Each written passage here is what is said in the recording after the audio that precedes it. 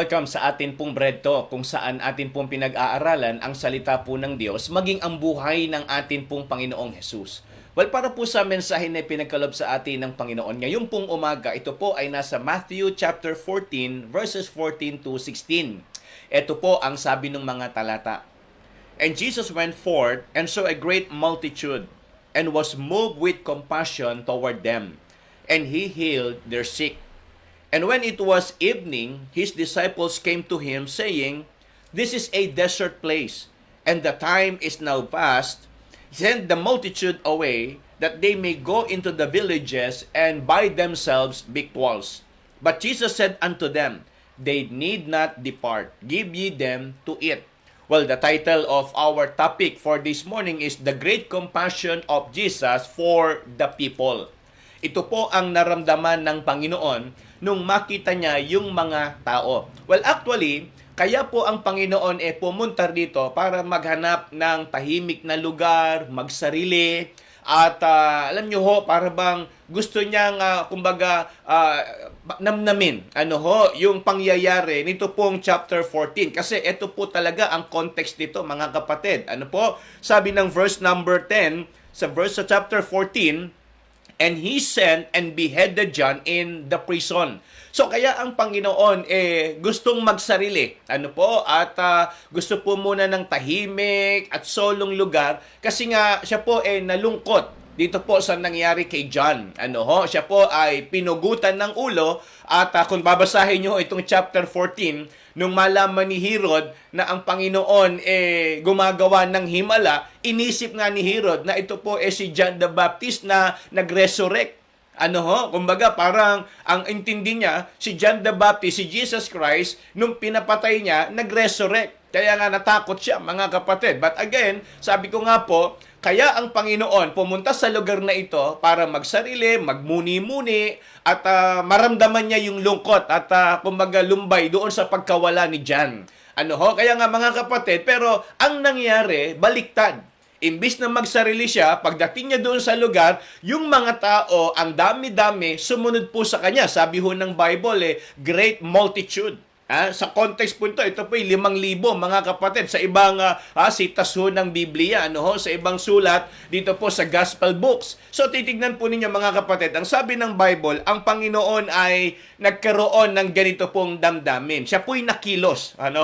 Kumbaga nakita niya yung mga tao empty, nakita niya yung pangangailangan at kakulangan at yung mga bagay na pwedeng ang Panginoon lang ang makapagbigay. Hindi mabibigay ng iba. Hindi kayang ibigay ng relihiyon.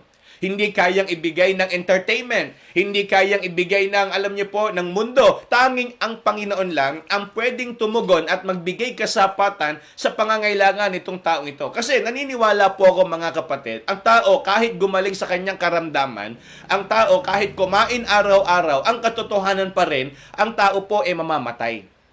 Ang tao po ay meron pong tinatawag na kabilang buhay. Dalawa lamang po ang pwedeng puntahan ng kaluluwa ng tao. Kung hindi po langit, impyerno. So sa madalit salita, ito po ang hindi kayang ibigay ng kahit sino at ng kung ano pa man meron dito po sa mundong ito. Tanging ang Panginoon po lamang ang siyang makatutugon ng pangangailangan ng ating kaluluwa. Kaya nga ito po ang nais kong ibahagi ngayong umaga mula po dito sa ating pinag-aaralan, the great compassion of Jesus for the people. Number 1, His miracle. His mercy.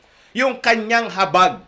Sabi ho ng verse number 14, and Jesus went forth and saw a great multitude and was moved with compassion toward them. So yung kanya pong habag, yung kanyang awa, nakita pa lang niya yung mga tao. Kung tutuusin, mga kapatid, kung kayo po ang lalagay sa sitwasyon ng ating Panginoon, hindi ba dapat galit, puot, inis ang iganti niya doon sa mga tao na alam naman nating may kinalaman sa pagkamatay nitong si John.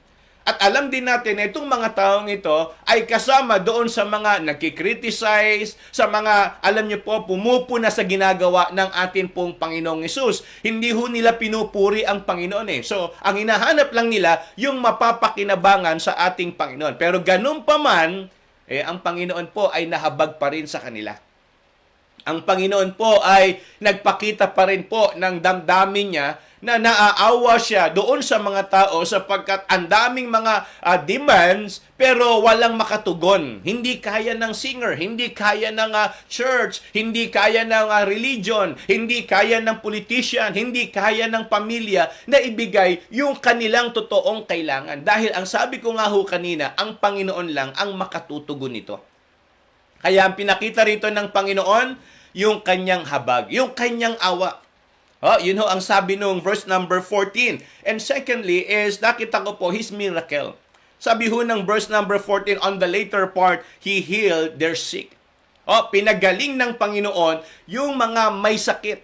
Hindi lang ho yun, mga kapatid, pinakain niya po yung libo-libo na yun. Saan siya kumuha? Sabi nga ng mga disciples, gabi na. Wala tayo mabibilan dahil nasa disyerto tayo. Paalisin mo na lang sila, pauwiin mo sila, at doon sila bumili ng mga kailangan nila. Anong sabi ng Panginoon? Walang aalis, walang uuwi. Yan ang sabi ho ng Panginoon sa kanila. So, anong ibig ko pong sabihin? Kaya ng Diyos gumawa ng himala. So, kahit sa kawalan, sa lugar na wala tayong nakikitang pag-asa, sa lugar na kung tutuusin, wala tayong mapanghahawakan, ang sabi ng Panginoon, pakainin sila. Bigyan nyo sila ng makakain. So, anong ibig ko po sabihin dito? Mga kapatid, ang himala ng Panginoon ay hindi nakadepende sa pananampalataya natin. Ang himala ng Panginoon ay hindi nakadepende sa lugar at sitwasyon ng atin pong kapaligiran. Ang himala ng Panginoon, ginagawa niya ito, nakadepende sa kung ano po ang plano at misyon na ibinigay ng Ama sa atin pong Panginoong Hesus. Naalala niyo yung kasalan buon doon sa Kana? Sabi ng mga tao, wala nang maiinom. Sabi ni Maria, wala nang maiinom. Gumawa ka ng maiinom. Gumawa ka ng himala. Anong sabi ng Panginoon? My time is not yet come. So, hindi ho nakadepende sa demand, sa request, sa sitwasyon. Yung gagawin ng Panginoon, yan po ay nakadepende sa kung ano ang kalooban ng Ama para po sa ating Panginoong Hesus. Pag sinabi ng Amang gumawa siya ng miracle, gagawa siya. Pag sinabi ng Ama na ganito ang kanyang gawin, susunod siya. Hindi ba't yan ang prayer ng Panginoon? Not my will, but your will be done. So, pwede niyang gawin yung gusto niya, pero hindi niya ginagawa sapagkat sinusunod niya yung nagsugo sa kanya dito po sa lupa. Kaya nga mga kapatid, nakita ko po yung paggawa ng Diyos ng himala. Dahil sa kanyang naging damdamin at nakita niya sa mga tao, hindi lang siya naawa, kundi gumawa rin po siya ng miracle. Pinakita niya sa mga tao na kung ano talaga ang kanilang pangangailangan at kayang magbigay ng Panginoon ng lahat ng pangangailangan ng mga tao. And then pangatlo, nakita ko po his message. In verse number 16, they need not depart, give ye them to eat. Hindi nila kinakailangang umalis. At eto po, mga kapatid, gaya ng pinag-aaral natin ng mga nakaraan, paano ba natin tinatanggap yung salita po ng Panginoon sa ating pong mga buhay? Hindi ba't wala pang sinasabi ang Panginoon, itong mga disipulo nagrarason na. Sabi nila, wala tayo mabibilan dito, disyerto, and then kulang yung pera, wala ka rin naman pambili, and then pangatlo, gabi na, lagpas na yung oras kung meron mang mabibilan. So imagine po ninyo, ang Panginoon, simula sa araw hanggang gabi, nagpapagaling, nagtuturo, nagpapakain. So ang Panginoon hindi napapagod. Kung tutuusin, kung titignan po ninyo yung kwento, inabot na sila ng gabi, yung mga tao nandun pa rin. So, ini-imagine ko lang, kung hindi rin naman sincero itong mga taong ito, ba't pa sila mag-iintay ng hanggang gabi? Kung wala silang naiintindihan sa ginagawa nila. I mean, kung hindi nila kilala si Jesus, at kung hindi sila umaasa na si Jesus, may gagawin sa kanila. Kaya nga, imagine po, inabot na sila ng gabi. Hanggang gabi. Sabi nga wala nang mabibilan. Kumbaga sarado na ang mga tindahan. Sabi ng mga disipulo, wala na tayong mabibilan, Panginoon. Pauwiin mo na lang sila at doon sila bumili sa kanilang mga lugar. So sabi ng Bible, they need not depart. Hindi nila kailangang umalis dahil sa lugar na yon na kung saan ang tingin ng mga tao wala, kayang mag-provide ng Panginoon. So ang mensahe ng Diyos, mga kapatid, ito. Kung paano natin pinagtitiwalaan yung sinasabi ng Panginoon. Kahit ang nakikita natin imposible, kahit ang nakikita at nararamdaman natin parang hindi mangyayari, basta't sinabi ng Panginoon, garantisado, ito po ay magaganap. Sa Panginoon, wala ho kasing imposible. Sa Panginoon, wala po kasing hindi siya magagawa. Kaya nga mga kapatid, ito po ang nakita ko. Bunsod ng kanya pong naramdaman sa mga nakita niya sa mga tao, siya po ay nagturo, nagsalita at nangaral. At alam ko po mga kapatid, hindi lang pagkain ang kailangan ng tao.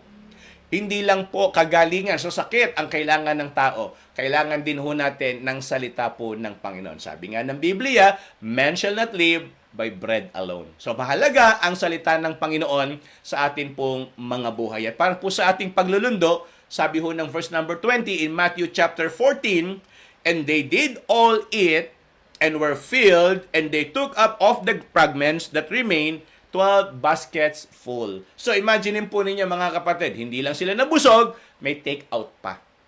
Yan o ang Panginoon natin. Laging sobra, laging grabe magpala kapag tayo po ay nakitang sumusunod. Kaya nga mga kapatid, paalala ho sa ating lahat, sana ho yung nakita ng Panginoon sa mga tao, makita rin natin.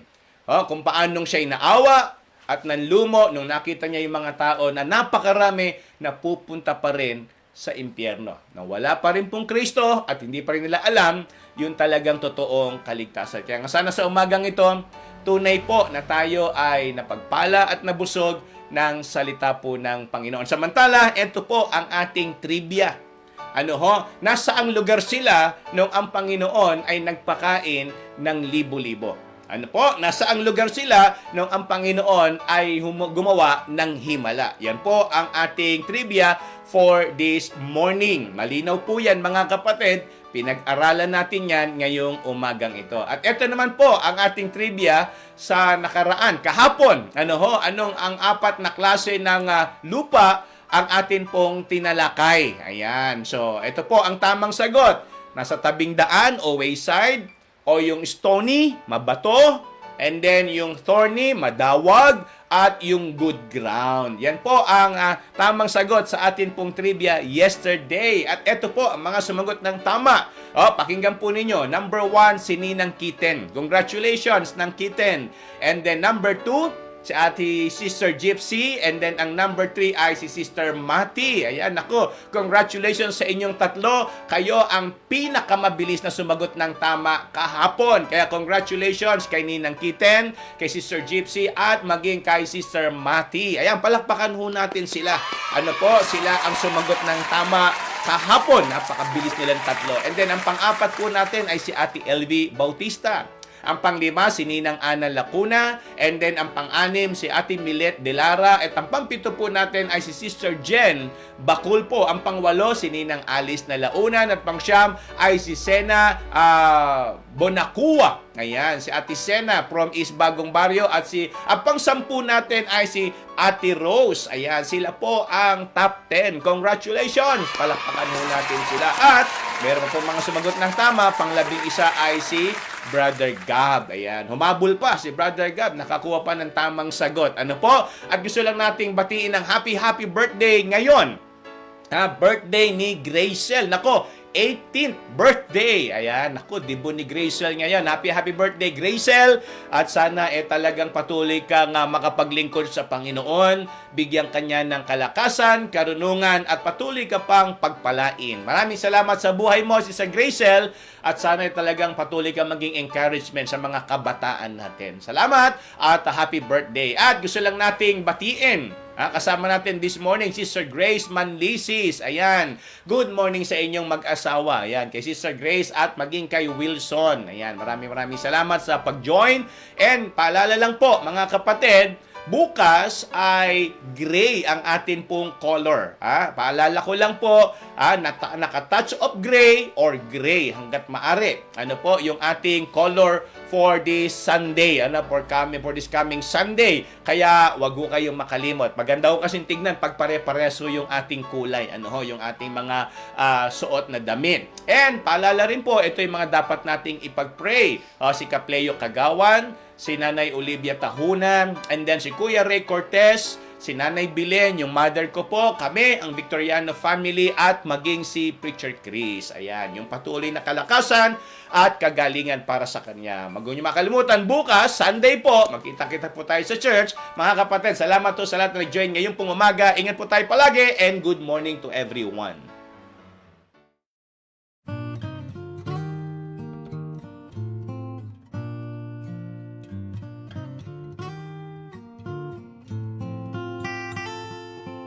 Father of lights, giver of gifts, there is no shadow in you. Author of life, fountain of grace, each morning your mercies are new. And you never change, and you never lie. Age to age you are the same. I will trust in you, all your faithfulness, for I know you never change. Father of love, source of all good, tower of strength and my shield. When you gave your Son for those who rebel, your love for the world was revealed. And you never change, and you never lie. Age to age you are the same. I will trust in you, all your faithfulness, for I know you never change.